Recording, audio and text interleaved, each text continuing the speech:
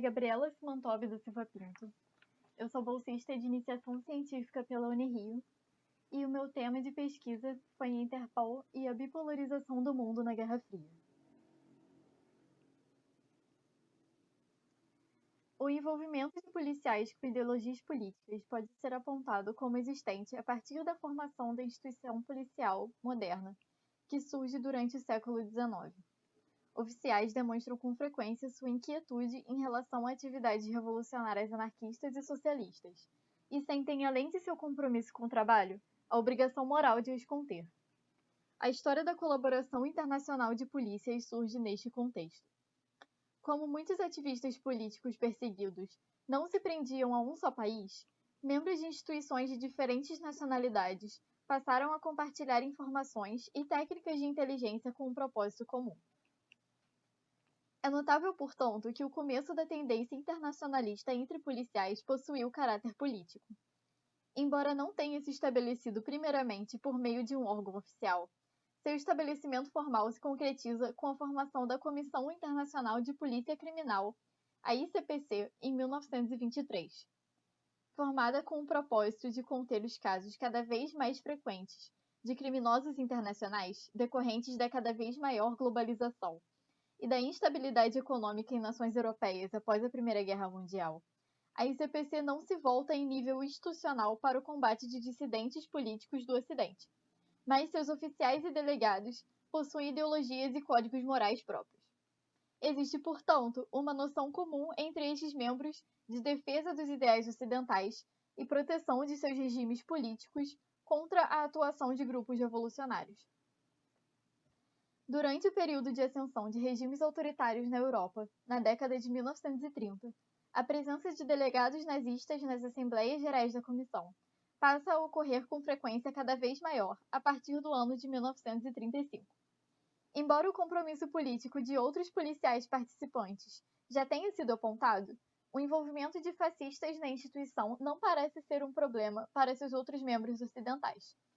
Deste modo, até a invasão de Viena pelo Terceiro Reich em 1938, onde se encontrava a sede da ICPC, e sua consequente tomada pela SS no mesmo ano, ocorre gradual nazificação de suas assembleias e membros.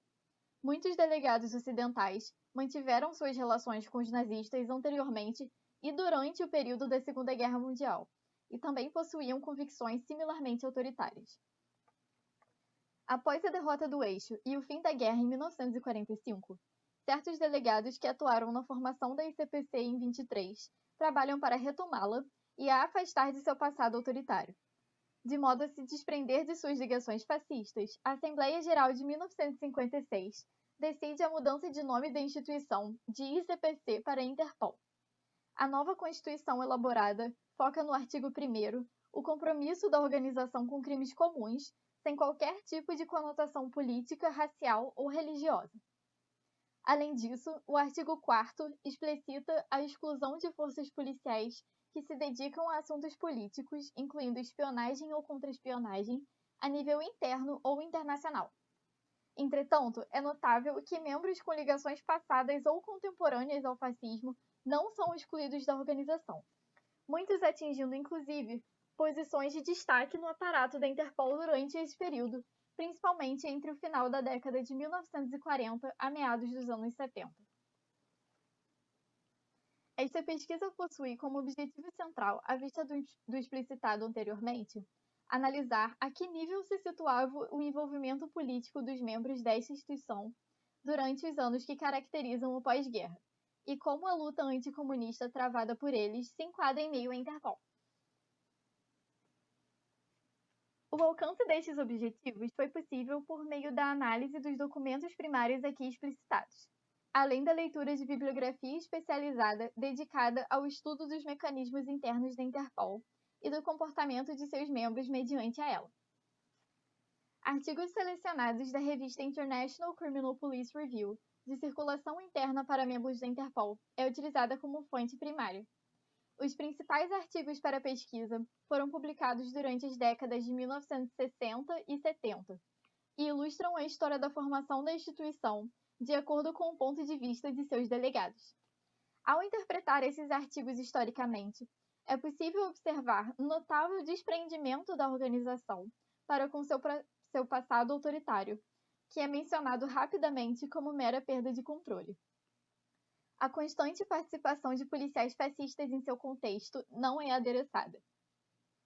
O documento escrito por Agostinho Lourenço, detalhando a participação da PIDE na Assembleia Geral da Interpol de 1947 para Salazar, foi de notável importância para o entendimento não somente da permanência de policiais ligados ao autoritarismo na conjuntura da instituição, mas também para a análise das ideologias políticas pessoais dos membros ocidentais participantes e sua visão de mundo mediante a crescente estabilidade da Guerra Fria.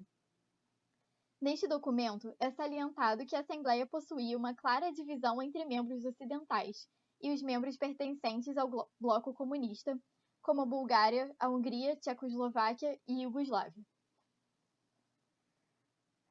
Duas palestras ministradas pelo secretário-geral da Interpol, Jean Nepot, nos anos de 1966 e 1977, também foram analisadas.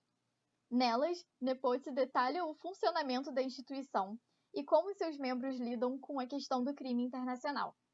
Além disso, ele expressa a dificuldade de separação entre crimes comuns e políticos, em teoria demarcados rigidamente pela Constituição da Interpol. Na prática, Nepot se mostra confuso em relação às suas diferenças e desconfiar na integridade dos policiais envolvidos quando se é necessário separar os dois tipos de ofensas. Decisão que se mostra de caráter duvidável quando levamos em consideração a que nível esses membros eram frequentemente influenciados por suas ideologias políticas próprias. É notável, portanto, que os oficiais e delegados que fazem parte da Interpol compartilham uma noção de dever cívico em relação à salvação de ideais ocidentais, o que culmina em notável anticomunismo e desejos de combatê-lo, seja por meios formais dentro da comissão ou informalmente, baseando-se nas conexões formadas por ela. Embora estudos publicados na revista da Interpol mencionada anteriormente ilustrem sua atuação como completamente alheia à política e a julgamentos ideológicos, é possível apontar a participação de múltiplos agentes previamente ligados ao nazismo alemão e ainda atuantes em nações fascistas como Portugal e Espanha. A contínua participação de membros fascistas, assim como o notável preconceito com membros do leste comunista, ilustram persistentemente que a Interpol, durante o período da Guerra Fria, não poderia ser classificada como uma instituição politicamente neutra. A presença de delegações de órgãos policiais do bloco comunista nessa época é usada como justificativa para apontar a abertura universal da organização e sua consequente imparcialidade de acordo com a tese do sociólogo Mathieu Deflemme. Entretanto, o documento escrito por Agostinho Lourenço permite apontar clara divisão entre os dois blocos ideológicos durante as assembleias da Interpol e a constante reafirmação de princípios da civilização ocidental nas reuniões. A saída em massa de todas as delegações representantes de países comunistas até o ano de 1956, meros 10 anos após a retomada da Interpol, reforça ainda mais a tese de que a organização em questão não era fundamentalmente neutra durante o período da Guerra Fria. O jornalista Michael Funner aponta como motivo principal de sua exclusão o fato de que forças policiais desses países não seguiam a Declaração dos Direitos Humanos e não possuíam separação real entre crimes comuns e políticos, divisão esta considerada de extrema importância para a atuação da Interpol. Contudo, estes argumentos não se provam efetivos ao analisarmos a persistência de órgãos policiais de países com políticas amplamente autoritárias e seu papel notável para o funcionamento da Interpol, visto que muitos membros fascistas posteriormente se tornam presidentes da organização. A participação do FBI como membro até o ano de 1950 e a influência de seu diretor, eleito um dos vice-presidentes da instituição, também contribuem para a afirmação da parcialidade dos policiais que a constituíam. Ao mesmo tempo que polícias comunistas eram vistas como perigosas por suas atividades de espionagem e cassação de dissidentes políticos, não é possível observar críticas de outros membros ocidentais à atuação do FBI em atividades antissubversivas, tanto internamente nos Estados Unidos quanto a nível internacional. Mesmo considerando os mecanismos de funcionamento da Interpol como claramente não ideologicamente neutros durante a Guerra Fria, a falta de pesquisas empíricas sobre suas atuações políticas não possibilita a conclusão que a organização era usada ativamente como instrumento para perseguição e recolhimento de inteligência sobre adversários políticos de seus membros. Deste modo, as relações interpessoais dos delegados se mostram de extrema importância para o entendimento deste período de polarização da instituição.